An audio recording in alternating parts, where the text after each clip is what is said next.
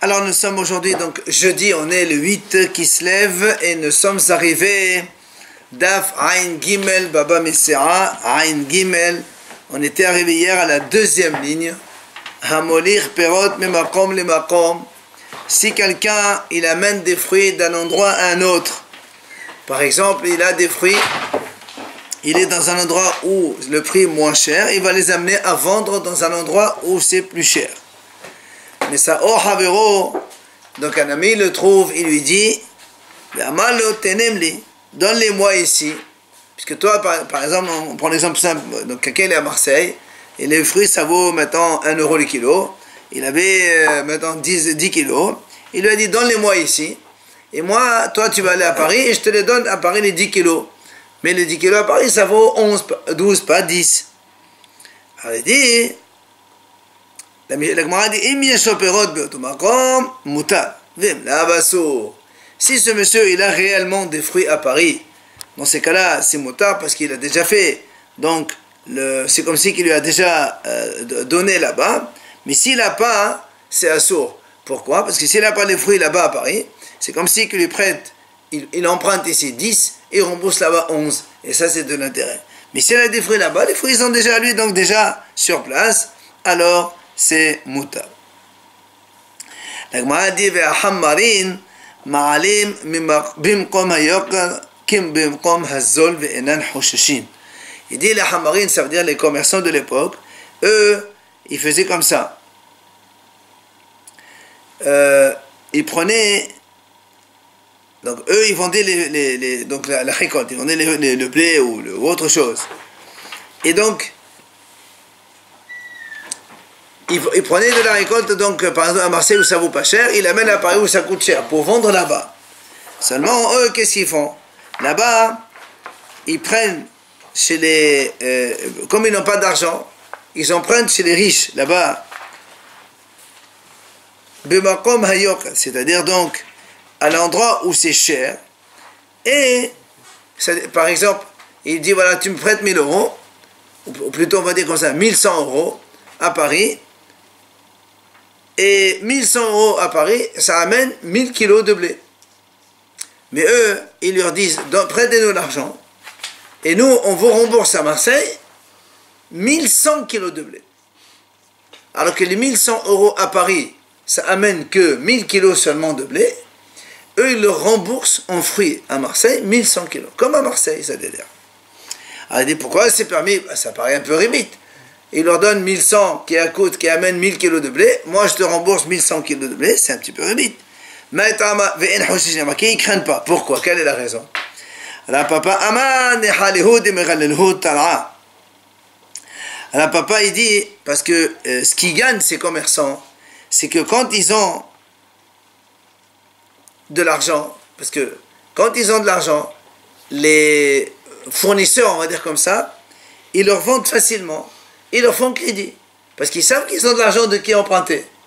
Donc comme eux aussi ils sont gagnants dans l'affaire, en fait c'est pas de l'intérêt là-dedans. En fait ils remboursent pas l'intérêt, ils ne donnent pas de l'intérêt. Eux-mêmes ils bénéficient de cette avance qu'ils ont pour leur faciliter le commerce. Donc c'est pour ça que c'est moutar. Rabaha il donne une deuxième réponse, il dit, tu sais pourquoi c'est permis? Parce que eux, ça les avantage, dans le sens où, comme ils vont donner le blé comme le prix moins cher, du coup les fournisseurs, ils vont leur vendre aussi moins cher, puisqu'ils savent qu'ils vont avoir donc à donner aux riches moins cher, ils vont leur rembourser moins cher, alors ils vont aussi leur vendre moins cher. Ils vont donc leur faire des bonnes affaires au niveau du commerce. Alors le Gemara a dit, c'est quoi la différence entre les deux avis, les deux raisons, puisqu'on arrive finalement au même résultat, parce qu'on dit que c'est moutar de faire ce genre de choses. Alors le Gemara a dit, c'est en fait quand il s'agit d'un nouveau commerçant. Quand c'est un nouveau commerçant, si la première raison, elle existe, parce que quand il a de l'argent, les autres, ils lui vendent facilement. Mais la première raison, quand on a dit que quand ils ont de l'argent, ils leur font des crédits, tout ça, un nouveau commerçant, quand ils ne les connaissent pas, ils ne font pas des crédits. Donc il n'y a que la deuxième raison qui joue. En fait, bon, c'est pour dire, il y a une différence dans certains cas entre les deux raisons. Alors la Gemara raconte, Bisura azle arba'a, Bikafre azan shita shita. Yahiv Rav Zoze le Hamare Vikabel Ale Unsadeur. Hamishaqim et Hamsha. ونشخل شتى أنا محشوف شاني ما dit comme ça à Soura le cours il était à Alba par exemple le blé il coûtait maintenant 4 kilos 1 euro à Kafri donc dans la ville de Kafri là-bas c'est Shita 6 kilos ça vaut 1 euro donc c'est moins cher. Qu'est-ce qu'il fait Rav il donne de l'argent à des commerçants. C'est-à-dire, il leur donne l'argent pour vendre. Donc, là où c'est à 4, c'est cher. Et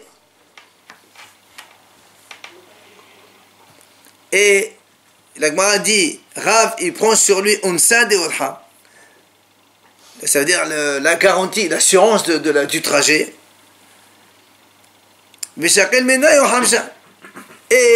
Et quand après, il se fait rembourser, le prix de 5 kilos 1 euro. Normalement, rappelez-vous, nous on a dit, quand quelqu'un il donne quelque chose à vendre, et moi je prends sur moi la garantie de la marchandise, même si après il me donne plus, vu que c'est moi qui en fait c'est comme si on a expliqué, par exemple je donne ici à Marseille, et lui il va vendre à Paris, et moi j'assure la garantie de transport. En fait, c'est comme si que je lui ai vendu uniquement à Paris. Parce que tout ça, tant que s'il arrive un problème ici, c'est moi qui suis responsable. Donc en fait, lui, il n'a rien acheté encore. Alors, la même chose, ici, il donne de l'argent à des commerçants, là où ça coûte 4 kilos l'euro. C'est cher. Et pour qu'ils achètent. C'est des gens qui sont sur place. Non, lui il leur donne par exemple mettons 1000 euros à des commerçants. Et on sait que là où il leur donne 4 kilos, ça vaut 1000. Non, 4 kilos c'est 1 euro. Donc il leur donne 4000 kilos. Enfin, de quoi acheter 4000 kilos? Bien. Eux, ils vont vendre. Ils font des affaires. Après, quand il se fait rembourser Rav, il se fait rembourser 5000 kilos de blé, pas 4000 kilos de blé. C'est la même chose que ici. Quand on a dit, moi je donne, lui il va donc dans un endroit où quand lui il va vendre, moi je prête dans un endroit où ça coûte plus cher, il me rembourse au prix moins cher. On vient de dire maintenant qu'on peut le faire. C'est-à-dire, l'exemple, moi je donne 1000 euros à un endroit où ça coûte 1 euro le kilo, c'est plus simple comme ça. Et il me fait rembourser 1100 kilos. Et tu lui garantis le voyage. Et voilà, et moi j'assure. C'est pour ça qu'on a dit que puisque c'est moi qui assure la garantie du voyage, donc c'est... en fait, j'ai pas prêté l'argent ici, je lui ai donné l'argent là-bas sur place. Donc là, c'est mouta. C'est pour ça qu'il nous dit, lui par contre, Rav, qu'est-ce qu'il faisait? Au lieu de prendre comme le prix le moins cher qui est de 6 kilos 1 euro, il prenait que 5 kilos 1 euro. Alors nous on dit, mais pourquoi il ne prend pas 6 parce qu'il a le droit? Alors, bon, Adam Hashouf Shani, comme Rav c'est un Rav, alors il ne peut pas, s'il prend ça, les gens ils ne savent pas les combines comme ça, que c'est permis, pas permis, alors il veut pas, il prend moins pour que ça ne se voit pas vraiment comme si c'était du Rabbi. Ba'amene Rav Asi me Rabbi Yohanan. Rav Asi pose la question de Rabbi Yohanan. Il dit, Ma'oula Asud Begrota Otken. Est-ce qu'on a le droit de faire... Là, que tout ça, jusqu'à présent, quand on parle des possibilités de donner à des commerçants, de vendre ailleurs, à droite, à gauche, on n'a parlé que de récolte. Parce que c'est des choses qui se vendent fréquemment. C'est du courant. Très bien. Et voilà, c'est du consommable. C'est assez courant. Alors, il dit, est-ce qu'on peut faire avec les grotaot, c'est-à-dire avec des bris d'argent, marchandises, autre chose que la nourriture? Est-ce qu'on peut faire la même chose? Alors il lui dit, Amale, Bikesh Rabbi Ishmael Rabbi Yosef Asud Ken Bechlef Ishtan, Velo Neho Rabbi. Il lui a dit, voilà, Rabbi Ishmael il voulait faire ça avec les clips Ishtan, donc du lin, et Rabbi ne l'a pas autorisé. Et Kade Amre, il y a une autre version qui dit, Bikesh Rabbi Asud Ken, Velo Neho Rabbi Ishmael Rabbi Yosef. Une autre version qui dit, c'est Rabbi qui voulait faire ça avec donc des pièces, donc des débris d'argent. Et Rabbi Shimon ne l'a pas laissé. Donc on voit que finalement, cette autorisation ne marche que pour la nourriture. Parce que c'est du Coran, donc c'est un roulement continu. C'est pour ça qu'on peut permettre de faire ce genre de choses. Maintenant, la Gemara a dit, pas de ça. Pas de ça, Rachid explique, si par exemple quelqu'un, il veut acheter du vin. Alors il va acheter un monsieur, un vigneron.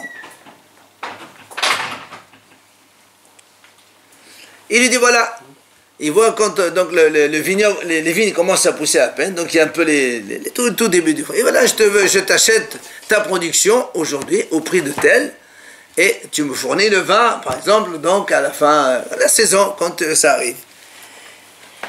Est-ce qu'on a le droit de faire ça? Rav a ça. Rav il a dit c'est assourd. Ou Shmuel, Shmuel il a dit c'est permis. Alors on explique pourquoi chacun. Rav a ça, qui m'a dit le Khamé Shaviatu Medhazeki à Garnatale. Rav il a dit c'est assourd, pourquoi? Parce que quand tu payes maintenant, aujourd'hui, tu payes par exemple la production 1000 euros. On sait très bien que quand tu vas recevoir la production dans 6 mois, le nombre de vins et le prix de ce vin, ça va être 1200 euros facilement. Donc en fait, ce monsieur, qu'est-ce qu'il a? Comme il a besoin d'argent, il a pris moins cher. Donc tu as payé la tente. Il t'a payé la tente. Ça c'est intéressant. Il a dit c'est un saut. Ou Shmuel, Shmuel a dit c'est motard. Pourquoi c'est motard, Shmuel? Il te dit qu'il a dit Shmuel, non. Tu sais pourquoi? Parce que ici la production, elle ne donne pas. Et oui, Shmuel dit ici il y a un problème, la production ne donne pas comme il faut. Donc tu vois bien qu'il n'y a pas qu'un côté bénéfice, il y a aussi un côté perte. Alors c'est pour ça qu'il est permis. Amar Rav Shimi bar Hiya Umodela Betore de Nefesh Psidaihu. Et Shmuel, il vient Rav Shimi bar Hiya, il dit que Rav qui a dit que c'est assourd, il est d'accord Betore, c'est-à-dire quand on fait la vendange avec des taureaux, avec des charrettes et des taureaux, il dit là, Rav est d'accord que c'est permis. Pourquoi? Parce que quand ils font la vendange des taureaux, les taureaux ils vont se blesser avec quand ils marchent dans le champ, ou bien avec les branches des vignes. Donc il y a des pertes de côté ce monsieur qui va vendanger. Alors, comme il y a des pertes de son côté à lui, alors donc ça marche. Il y a aussi donc pertes et bénéfices, il y a les deux. Ils auraient quoi qu'il en soit. Hein? Ils auraient quoi qu'il en soit, ces pertes-là. Oui, mais non. Parce que s'il fait rien, si c'est des hommes qui en avant, ça changerait. Mais si les hommes ils vendangent, il n'y a pas de perte de son côté. C'est bon, c'est son mode de production. Non, mais c'est pour ça que ça doit être lui qui assume.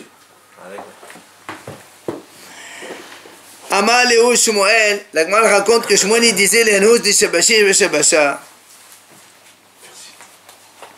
Il dit donc ça, ce sont des gens qui prêtaient des graines à des métayers pour qu'ils puissent semer.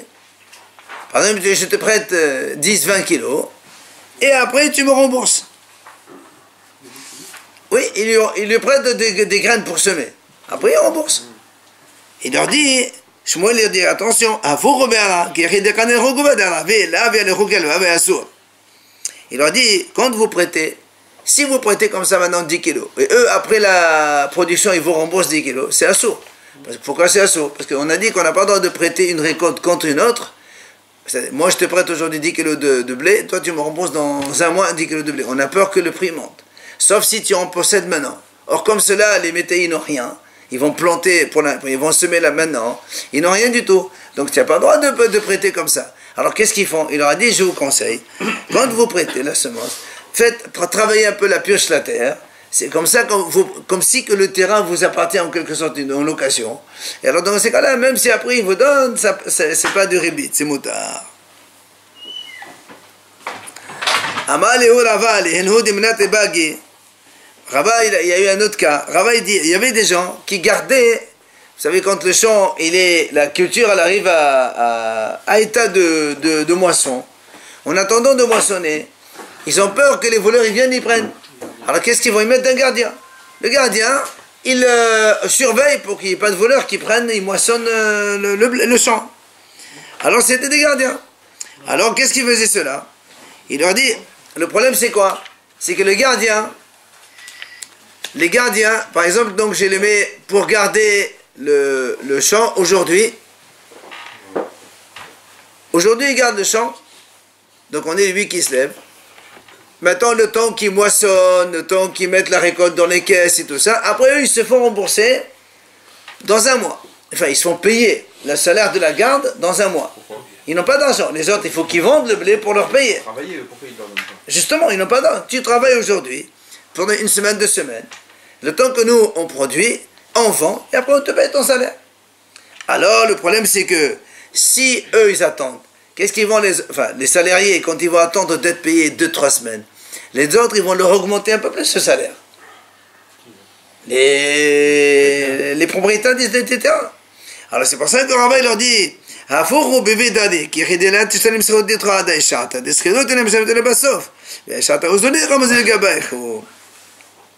il leur dit comme ça. Quand vous faites, vous gardez le terrain pendant 2 semaines, et après, encore il y a 2 ou 3 semaines, le temps qu'ils mettent tout ça en fabrication et vendent.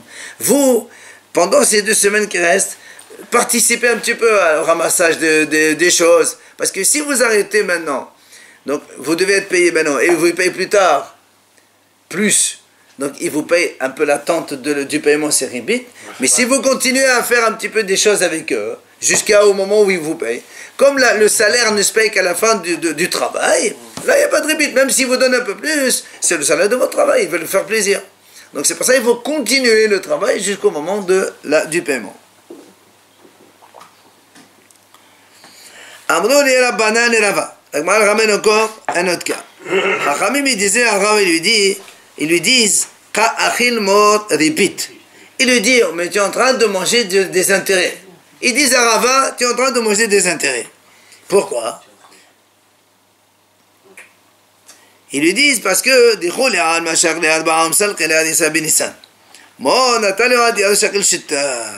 ils lui disent comme ça. Rav, il avait un terrain comme tout le monde. Et ils amenaient des métayers pour travailler là-bas. Et eux, chez eux, ils travaillaient les métayers pas par pourcentage, mais au forfait. Très bien. Il lui dit, le problème c'est quoi? C'est que tous les autres propriétaires, ils payent leurs métayers au mois de Nissan. Ils leur donnent par exemple Al-Bara Kodim, un forfait, combien de tonnes de blé ou je sais pas combien. Et toi, tu gardes les ouvriers jusqu'à Iya, un mois plus, et toi tu prends 6. Au lieu de prendre 4 comme tout le monde, tu prends 6. Ça veut dire que, comme tu attends, normalement tout le monde, ils prennent un Nissan, les patrons, les propriétaires, ils prennent leur part forfaitaire à Nissan. Et donc, le métayer, il s'en va, il n'a plus rien à faire, il a moissonné, c'est fini, la récolte est terminée. À Nissan, lui, il s'en va, l'ouvrier, le métayer, il te donne ta part, 4 tonnes par exemple. Voilà, c'est ça, c'était. Et lui, il prend tout le reste. Mais Rava, lui, il gardait l'ouvrier jusqu'à Iya, et en plus, il prend 6. Donc ça veut dire que tu prends plus, pourquoi? Parce que tu le gardes un peu plus longtemps. Donc c'est un peu rébit. Pourquoi? Parce qu'il va fournir un travail de plus. Hein? Il va travailler, on va travailler pas plus. Mais il ne travaille pas plus, le travail est le même. La moisson, c'est la moisson. Si le garde, il fait des choses. C'est le temps, et il va passer Si plus de temps. le garde un mois de plus, c'est pas pour rien. Mais le fait de garder, ce qui compte, c'est que toi, comme il reste plus longtemps dans ton terrain, Oui. tu te fais un peu plus. Oui, c'est ça. C'est assaut. La production est la même. D'accord, mais on a déterminé un prix par rapport à... Le prix par rapport à tout le monde. Alors, qu'est-ce qu'il leur dit? Amalého, il leur dit, pas du tout. Attends, Karavditon Shilokadin. C'est vous qui n'êtes pas en train de faire les choses bien comme il faut. Pourquoi? Allah, les hadiths mishtaban. Yatum sakidolo binisan mafsidatulhu bikhama. Ana natana wadiyom ahna bikhama. Il leur dit, c'est vous qui êtes en train de faire des bêtises. Pourquoi? Il dit, parce que quand le métayer travaille dans le terrain, normalement, le terrain, c'est comme si il appartenait au métayer. Enfin, c'est lui qui travaille dedans. Maintenant, vous voulons lever avant à Nissan. La récolte, elle n'est pas encore bien, parce que, rappelez-vous, on a dit que le blé, et plus il reste, et plus il durcit, il devient meilleur. Alors vous le faites enlever avant. Et donc, lui, le métayer, il perd, parce qu'il n'attend pas que la récolte s'améliore. Alors que moi, au contraire, je fais gagner plus le métayer en le laissant là-bas. Donc même si je prends 6, c'est pas un problème.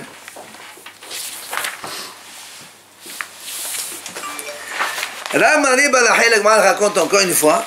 Ramari, on l'a déjà vu celui-là. Ramari, c'est le fils de la fille de Shmuel. Rappelez-vous, on avait dit donc qu'il a été violé par un goy. Après, le goy, il s'est converti. On appelle Ramari Balahé. On ne peut pas l'appeler par son nom de son père, c'est un goy, un ex-goy. Alors, Mashkal et Aou Gavra, Aou Nukhri Beta. Il a prêté de l'argent à quelqu'un, à un goy. Et le goy, il lui a laissé une maison en gage. D'accord? Qu'est-ce qu'il a fait, le goy? Zavna le Rava. Cette maison qui est donc déjà gagée. Donc le goy, il a donné cette maison en gage à Rav Mari. Il est parti la vendre à Rava.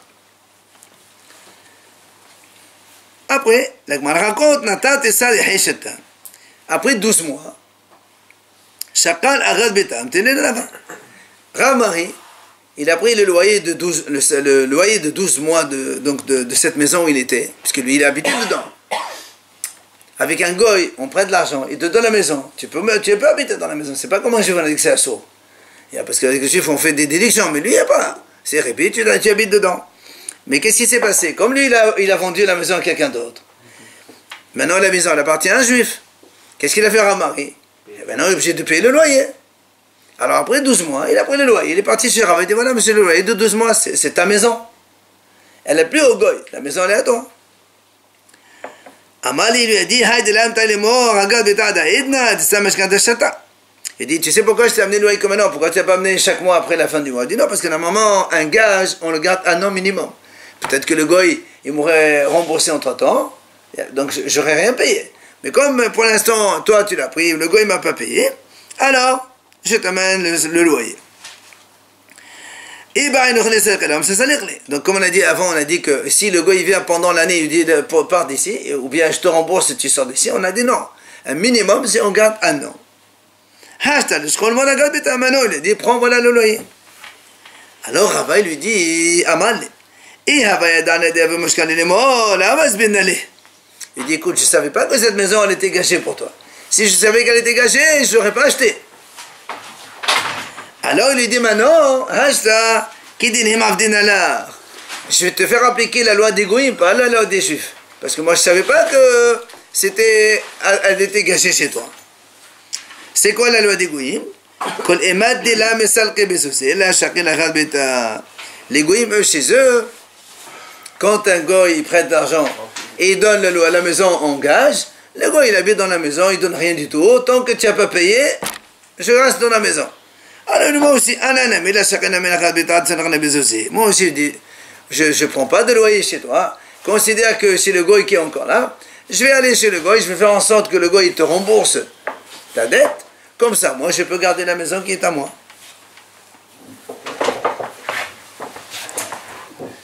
Amale Rava me banni chez Ravashi. Il vient Rava, il dit à Ravashi, Hazemor Rabanan de Kachle de Beta. Il a dit, Rava, il a dit à Ravashi, il dit, regarde, Rav, les Hachamim, ils font du rébit. Pourquoi? Il dit, Dia Vezozé Ahamra Betishri, ou Mefhalala Betebet. Il dit, qu'est-ce qu'ils font les Hachamim? Ils viennent, ils donnent l'argent pour du vin chez le fournisseur au mois de Tishri, septembre, ils lui donnent l'argent pour le vin. Et qu'est-ce qui se passe après? Après, ils viennent au mois de Tevet pour choisir le vin et le prendre. Donc, ils payent avant, d'accord? Ils payent avant à Tishri. Et ils viennent prendre la production à Tevet. Le problème c'est quoi? C'est que si le vin il tourne au vinaigre, c'est le propriétaire qui assume. Donc eux en fait ils n'ont rien perdu. Donc ça fait rébit, c'est un saut. C'est pas la discussion avec Shmuel qu'on a vue tout à l'heure ça?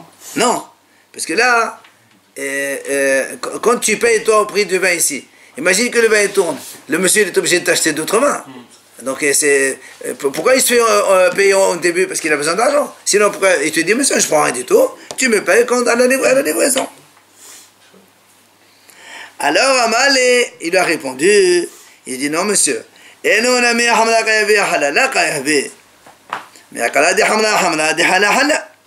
Il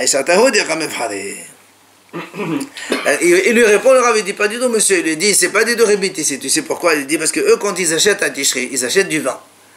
Or, si le vin, il tourne à Tevet, c'est que le vin à Tishri, c'était pas du vin, parce que comment ça tourne? C'est que le vin, il est mauvais depuis le début. Au début, ça sent pas. Et au fur et à mesure, le temps, il tourne et ça se sent. Donc c'est pour ça qu'il dit, eux, quand ils ont payé, ils n'ont pas payé du vinaigre, ils ont payé pour avoir du vin. Donc si le vin il tourne au vinaigre, c'est que ce sur pourquoi ils s'étaient entendus, c'était pas du vin. Donc c'est pour ça qu'il n'y a pas d'intérêt là-dedans, il n'y a rien d'interdit. Si le vin était pris, pourquoi ils ne le prennent pas en Tishri? Non, septembre, c'est là où on fait la pression, la vendange et la pression. Et on attend jusqu'à TV de 40 jours pour qu'on le livre. Mais ça veut dire, si maintenant il est vinaigre, depuis le début il n'était pas bon. Le vinaigre, comment il tourne le vin? Avec le temps. Pourquoi il tourne? Parce qu'au début déjà il y avait problème. Ravina Hava Yahiv Suzi Livni Akla de Shenwata. Alors la Gemara raconte que Ravina il donnait de l'argent à ses habitants de Shenwata, un endroit qui s'appelle comme ça. Et avant la vendange.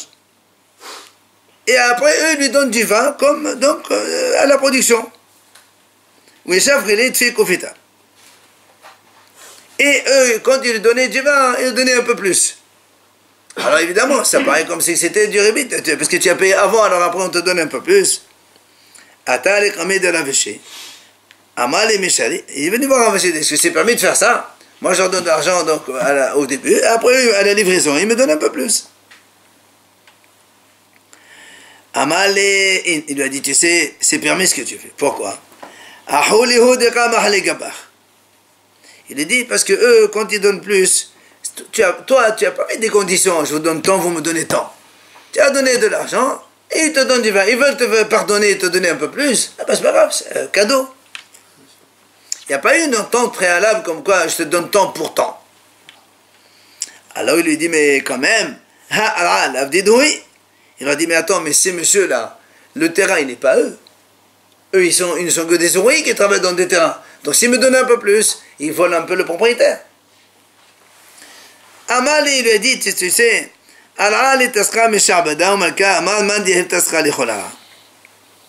il dit, tu sais, parce que à l'époque, les terrains, ils appartenaient à celui qui paie les impôts.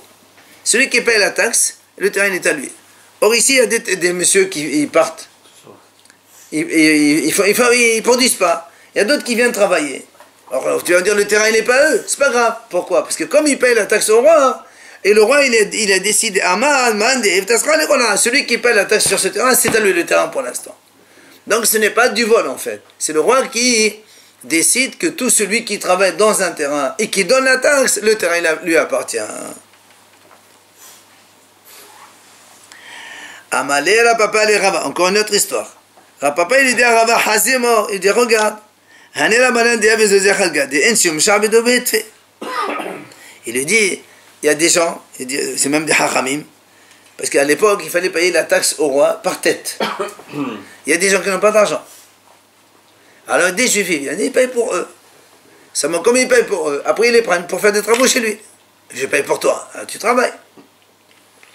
Amalé, donc il a dit, mais il les faut travailler beaucoup. Ça veut dire que tu payes par exemple des impôts 100 € par tête, mais il travaille chez toi pendant un mois qui coûte 300 €. Alors, donc c'est assaut. Amalé, il leur a dit, si, il lui a dit, si il était déjà parti dans le ciel, je ne vous aurais pas donné cette halakha. Donc la réponse qu'il va leur dire maintenant. C'est quoi la réponse? Rav Sheshat, il dit comme ça. Il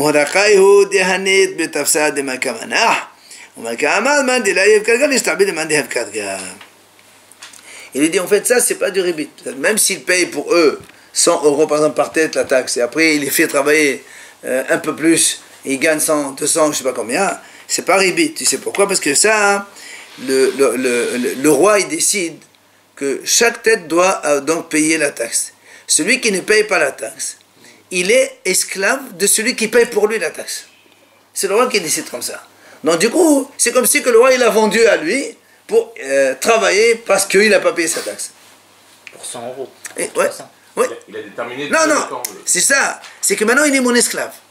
J'en fais ce que je veux. Même plus. C'est pour ça qu'il dit, c'est ça qui en change de... C'est pas l'intérêt. Parce que si tu dis, moi je paye 100, après je fais travailler plus, c'est de l'intérêt. Il dit, non monsieur, ici, c'est que le roi, il décide que lui devient ton esclave. S'il décide quelque chose qui ne va pas avec notre loi... Non, mais c'est pas notre loi, rien du tout. Dans la loi de la ville, la loi de la ville, celui qui ne paye pas, il est ton esclave. Tu payes pour lui, c'est comme si tu l'achètes, quoi. Après, il travaille autant de fois que tu veux, c'est pas un problème. Il est plus au courant. Non, c'est... Hein? Non, il n'y a pas... Non, c'est le roi, c'est ton esclave, tu en fais ce que tu veux maintenant. C'est le forfait, la taxe. Voilà. Rav Seoram, Ahod et Rava. Moi, je raconte encore autre chose. Rav Seoram, le frère de Rava, Hava t'arrive une de la Merallo. Il voyait des gens un peu voyous. D'accord? Qu'est-ce qu'il les faisait? On m'a dit, le bureau de là-bas. Et il les faisait travailler pour conduire le char de Rava. Transporteur, quoi. Comme c'est des gens qui font rien des charim, il vient ici travailler. Ça veut dire gratuitement, quoi. Amal et Rava, Shapir Ka'abadat. Rava, il dit, tu as bien fait de faire comme ça. Son frère. Il dit, c'est Rav Saram, c'est son frère. Pourquoi c'est bien fait? Parce qu'il dit, Détanina, nous avons enseigné, Ra'ita she'eno nohe kashura. La Torah dit comme ça. À propos de ces esclaves goy. Mais si c'est vos frères béni Israël qui sont des serviteurs, tu n'as pas le droit de faire travailler des choses dures. Comme ça. Maintenant, comme il y a marqué la phrase, il a fait le rapprochement. Toujours vous les faites travailler et vos frères. Alors c'est là où il dit. D'où on apprend qu'on a le droit de faire travailler un frère juif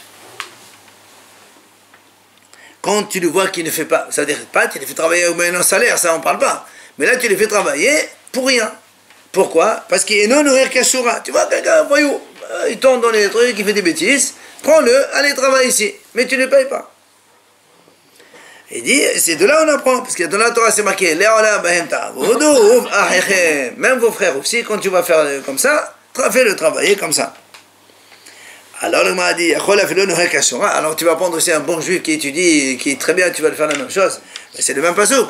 Voilà, il y a marqué dans le passouk comme ça. Hein? Elle dit non. Il dit non, parce qu'il y a marqué dans la suite du passouk. Comme on a dit, quand c'est ton frère, il fait la même chose que toi, alors celui-là, tu n'as pas le droit, l'autre des boubefadr, tu n'as pas le droit de le faire travailler comme ça inutilement. Amar Rav Hama. Il dit Rav Hama, imaginons, moi, je donne par exemple de l'argent à quelqu'un, je dis voilà, tu vas dans tel endroit, tu m'achètes du vin. Ou facha, il ne m'a pas acheté. Il ne m'a pas acheté. Et il m'a laissé porter, attendre. À la fin, il dit voilà, monsieur, je n'ai pas acheté, il n'y a plus rien. Voilà, on fait quoi? Il leur rend son argent. Pardon? Il leur rend son oui, mais il y avait du vin, maintenant il n'y a plus à bon prix, au prix que je voulais, tu m'as fait pas dans... Alors l'Agma a dit, Meshalem le ketra azila parwata de Zulshafat. Il lui a dit, il lui paye comme le prix du vin qui se trouve dans Apalwatat de Zulshafat. Hachamim disent, c'est un endroit où la majorité du vin, il se vend le marché du vin, quoi. Là où il y a le marché du vin. C'est là-bas où il y a... C'est-à-dire il indemnise, il lui donne l'argent. Ouais, au prix du vin de là-bas. Parce que maintenant, le vin, il est plus cher, certainement. Ouais. Donc tu vas payer un peu plus cher. Amar la mémoire, il vient à ma mémoire, il dit comme ça. J'ai dit cet enseignement devant Rav Zavid de Nerdia. Amar, il a dit, attention, c'est différent. Quand est-ce que la femme il a dit comme ça qu'il me paye le vin donc de cet endroit-là où c'est, comme il y a beaucoup, donc le prix n'est pas très cher. C'est quand je lui dis, va m'acheter par exemple une cruche de vin, 100 litres de vin ou 50 litres de vin. Je ne dis pas quel vin. Aval biyainze là. Mais si je lui dis, voilà, tu vas m'acheter ce vin-là, telle marque, même s'il ne m'achète pas, il ne m'indemnise pas. Pourquoi? Parce que, parce que qui t'a dit que les vendeurs ils vont nous vendre? Tu vas lui dire, je veux cette marque. Il va là-bas, il dit, non monsieur, on va pas te vendre. Donc c'est pas sûr qu'il a défailli à sa mission. C'est pour ça que dans ce cas-là, il t'indemnise pas. Ravashi Amar, il vient Ravashi, il dit, Avliya instam namila. Il dit non, même du vin stam, tu lui dis, voilà, achète-moi du vin, n'importe lequel. Et après lui, il n'achète pas. Il ne t'indemnise pas, il dit Ravashi. Pourquoi? Maïtama, asmartahi ou asmarta la kanya. Et ça, c'est comme une asmarta. Ça veut dire que l'autre lui dit, d'accord, je t'achète, sinon, je te rembourse tant en plus. Ça, c'est comme une asmarta. Et nous, on a dit que l'asmarta, ça n'écart pas. Donc, tu ne peux pas le faire indemniser plus. Tu lui dis, voilà, va m'acheter du vin, maintenant, il est là-bas. Il n'a pas acheté. Maintenant, tu payes. Maintenant, le prix, il a augmenté, évidemment, par rapport à tout à l'heure, enfin, à ce jour-là. Et on ne paye pas, puisque l'asmarta, la kanya. Viens la Gemara dit, Ravashi, Maïshina, et alors Ravashi, Maïshina Mehadetnan, et Mouvi de l'Arabide de Shanem Bemetaba. La Gemara dit, selon Ravashi maintenant, qui a dit que c'est Asmarta et qu'on n'indemnise pas. Il dit, pourtant, nous, on a vu dans une Mishnah. On va le voir ça plus loin, voilà. Il y a marqué comme ça. Quand on donne un terrain à un métayer pour travailler, oui, tu lui dis, voilà, tu travailles. Soit on dit au forfait, tu me donnes 40% de la récolte, ou on donne un truc forfaitaire. Mais dans le contrat, on marque comme ça. Il dit, si je ne travaille pas, parce que toi, tu l'aides, le propriétaire, lui, il ne va pas s'occuper dans les champs, tout ça. Il est dans la ville en train de travailler, avant il ne veut pas de téléphone, ni rien du tout. Il dit, voilà, monsieur, je te laisse ici, tu as le champ, tu travailles toute l'année. Moi, je viens dans 6 mois, dans 1 an, et la récolte, on partage au prix convenu. Et l'autre, il marque dans le contrat, si je ne fais rien dans le champ, je ne travaille pas, je te rembourse, mais métava. Hachamim, ils disent, imagine quelqu'un pendant 6 mois, l'autre il vient, il a vu que l'autre n'a rien fait, allez, il est resté il n'a pas travaillé le champ. Il a perdu toute la production.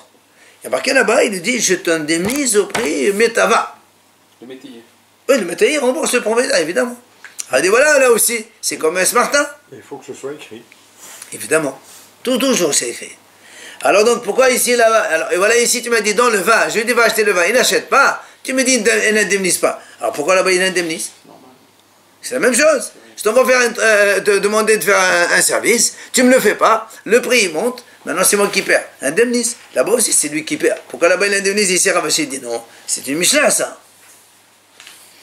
Alors la Gemara dit Hatam biado, Hacha lao biado. La Gemara dit non, c'est différent. Là-bas, c'est dans sa main le métier de travailler ou ne pas travailler. Si tu travailles, c'est toi qui travailles. Si tu ne veux pas travailler, c'est toi qui n'as pas travaillé. Mais ici dans le vin, qui te dit qu'il va te vendre. Toi, tu me dis, voilà, va m'acheter du vin là-bas. Ici, va là-bas, ils ne veulent pas lui vendre. C'est pas sûr que... Ça ne s'appelle pas que quelqu'un il a failli à sa mission. Non, il n'a pas été acheté. Mais qui t'a dit qu'il va pouvoir acheter? Peut-être que quand il arrive, il n'y aura plus. Donc, c'est pas évident que c'est une asmarta. Au contraire, là-bas, c'est une asmarta. C'est pour ça que là-bas, on a dit, Ravashi l'a dit, et donc, il n'est pas obligé d'indemniser. Voilà.